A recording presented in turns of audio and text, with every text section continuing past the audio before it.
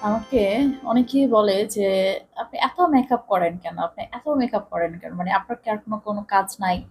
মানে যখনই দেখে তখনই দেখে আমার মানে মেকআপ করতে। আপনার মনে হয় অনেক মানে বাইরে যান, ঘুরতে যান এরকম কিছু। তো বিষয়টা আসলে এরকম কিছুই না। আ মেকআপ শেখাটা আসলে আ আমি একটা সময় থিয়েটার করতাম, টেলিভিশন অ্যাক্টিং করতাম। সেই জায়গা থেকে মেকআপটা মোটামুটি একটু আইডিয়া আছে আমার, ছিল।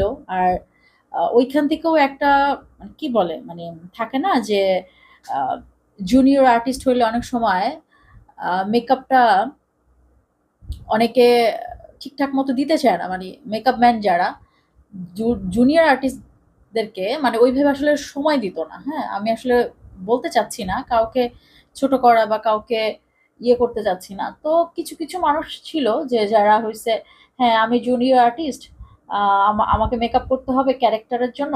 সেইজন্য হচ্ছে মেকআপ করত।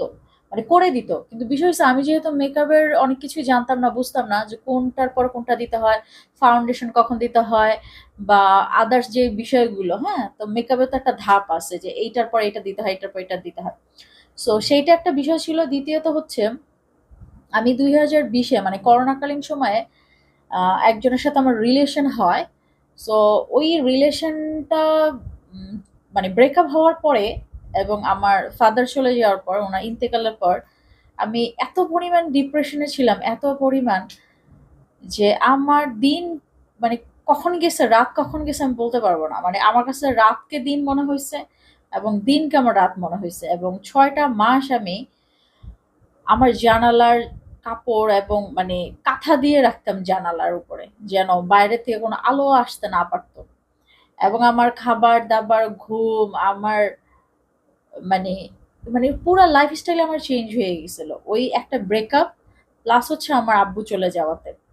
কারণ আমি আমার আব্বুকে যে পরিমাণ ভালোবাসছি এবং এখনো ভালোবাসি, আমার আব্বু চলে যাওয়ার পর আমার কাছে মনে হয়েছে দুনিয়াতে আমার থেকে কোনো লাভ নাই। মানে আমি কেন থাকবো? কার জন্য থাকবো? এটা গেছে একটা। আমি মানতে পারতেছিলাম না। দ্বিতীয় কথা হচ্ছে আমার ব্রেকআপ। কারণ আমার বাবা চলে যাওয়ার পরে আমার কাছে মনে হইছে যে, যেই মানুষটাকে আমি এত ভালোবাসি, এত বিশ্বাস করি, মানে তার তার মানে আমার এমন কিছু নাই মনে হয় সে জানে না বা আমি আসলে কোনো কিছু লুকাইও নাই।